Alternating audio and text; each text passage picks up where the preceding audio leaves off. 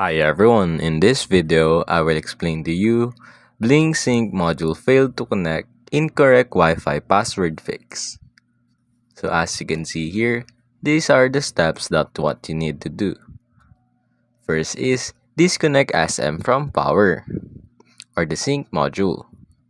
Next, reboot internet router by disconnecting from power for approximately 10 to 15 seconds.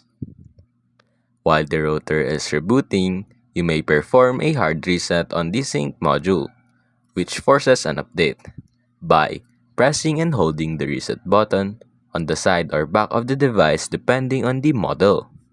While holding the button, reconnect the power. Continue to hold the reset button until a red light is seen on the front.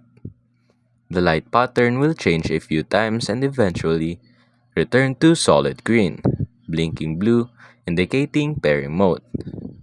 From the homepage of the Blink app, tap on the SM offline banner and follow the steps to change Wi-Fi.